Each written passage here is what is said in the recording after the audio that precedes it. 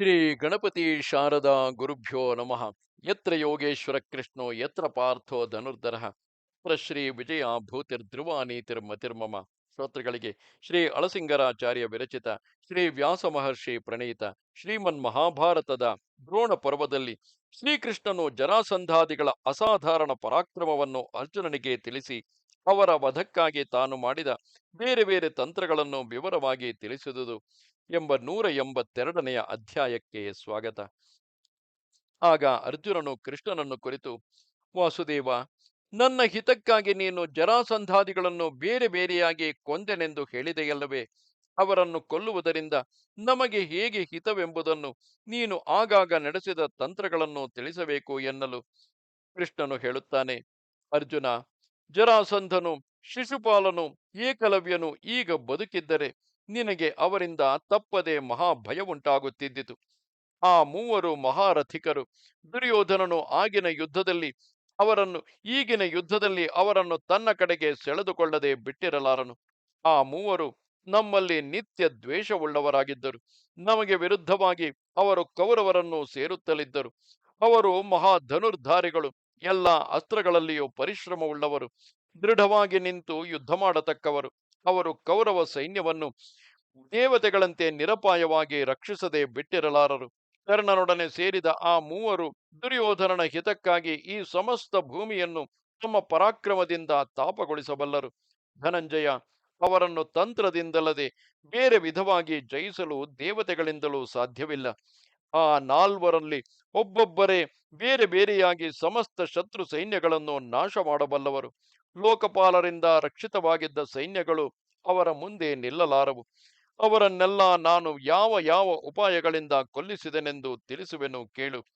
ಬಲರಾಮನಿಂದ ತಿರಸ್ಕೃತನಾಗಿ ಕೋಪಗೊಳಿಸಲ್ಪಟ್ಟ ಜರಾಸಂಧನು ನಮ್ಮನ್ನು ಕೊಲ್ಲುವುದಕ್ಕಾಗಿ ಸರ್ವಸಂಹಾರಕವಾದ ಒಂದು ಗದೆಯನ್ನು ಪ್ರಯೋಗಿಸಿದನು.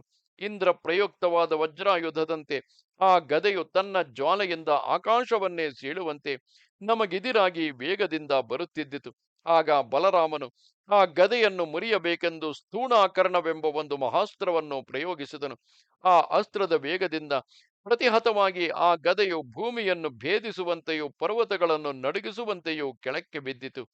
ಅರ್ಜುನ, ಅದರಲ್ಲಿ ಮಹಾಬಲವುಳ್ಳ ಜರೆ ಎಂಬ ಘೋರ ರಾಕ್ಷಸಿಯೊಬ್ಬಳು ಅಡಗಿದ್ದಳು. ಇಬ್ಬರು ತಾಯಿಯರ ಹೊಟ್ಟೆಯಿಂದ ಬೇರೆ ಬೇರೆ ಅರ್ಧ ಭಾಗಗಳಾಗಿ ಹುಟ್ಟಿದ ಒಂದು ಶಿಶುವನ್ನು, ದೇಹದ ಹೋಳುಗಳನ್ನು ಒಂದಾಗಿ ಸೇರಿಸಿ ಒಂದು ಶಿಶುವನ್ನಾಗಿ ಮಾಡಿಟ್ಟವಳೇ ಆ ಜರೆ ಎಂಬ ರಾಕ್ಷಸಿ. ಅದರಿಂದಲೇ ಅವನಿಗೆ ಜರಾಸಂಧನು, ಜರೆಯಿಂದ ಜೋಡಿಸಲ್ಪಟ್ಟವನು ಎಂದು ಹೆಸರಾಯಿತು. ಆ ಗದೆಯೊಡನೆ ರಾಕ್ಷಸಿಯು ಕೆಳಗೆ ಬಿದ್ದು ಸ್ಥೂಣಾಕರ್ಣವೆಂಬ ಅಸ್ತ್ರದ ಹತಿಯಿಂದಲೂ ತನ್ನ ಪುತ್ರ ಬಂಧು ಪರಿವಾರಗಳೊಡನೆ ಹತಳಾದಳು. ಆ ಗದೆಯಿಂದ ಅಗಲಿಸಲ್ಪಟ್ಟುದರಿಂದಲೇ ಭೀಮನು ಅವನನ್ನು ನಮ್ಮ ಕಣ್ಣಿದಿರಾಗಿಯೇ ಸುಲಭವಾಗಿ ಕೊಲ್ಲಬಹುದಾಯಿತು. ಜರಾಸಂಧನು ಆ ಗದೆಯನ್ನು ಕೈಯಲ್ಲಿ ಹಿಡಿದು ನಿಂತಿದ್ದರೆ ಸಮಸ್ತ ದೇವತೆಗಳೊಡಗೂಡಿದ ಇಂದ್ರನಿಂದಾದರೂ ಅವನನ್ನು ಕೊಲ್ಲಲು ಸಾಧ್ಯವಿರುತ್ತಿರಲಿಲ್ಲ. ಅರ್ಜುನ, ನಿಮ್ಮ ಹಿತಕ್ಕಾಗಿಯೇ ನಾನು ಬಲರಾಮನ ಮೂಲಕವಾಗಿ ಆ ಜರಾಸಂಧನನ್ನು ಗದಾಹೀನನನ್ನಾಗಿ ಮಾಡಿದೆನು.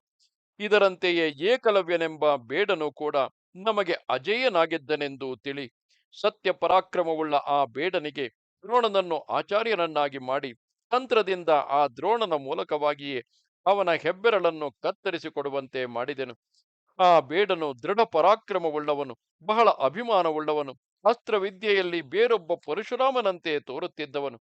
ಅವನು ಅಂಗಹೀನತೆ ಇಲ್ಲದೆ ಕೈಚೀಲವನ್ನು ತೊಟ್ಟು ಯುದ್ಧಕ್ಕೆ ನಿಂತ ಪಕ್ಷದಲ್ಲಿ ದೇವದಾನವ ರಾಕ್ಷಸ ಪನ್ನಗರೆಲ್ಲರೂ ಒಂದಾಗಿ ಸೇರಿದರು ಏಕಲವ್ಯನೆಂಬ ಆ ಬೇಡನನ್ನು ಜಯಿಸಲಾರರು. ಇನ್ನು ಕೇವಲ ಮನುಷ್ಯ ಮಾತ್ರನಾದ ನಿನ್ನಂಥವನ ಪಾಡೇನು? ಅವನನ್ನು ಯುದ್ಧದಲ್ಲಿ ಕಣ್ಣಿದಿರಾಗಿ ನೋಡುವುದಕ್ಕೂ ನಿಮಗೆ ಶಕ್ತಿ ಇರದು.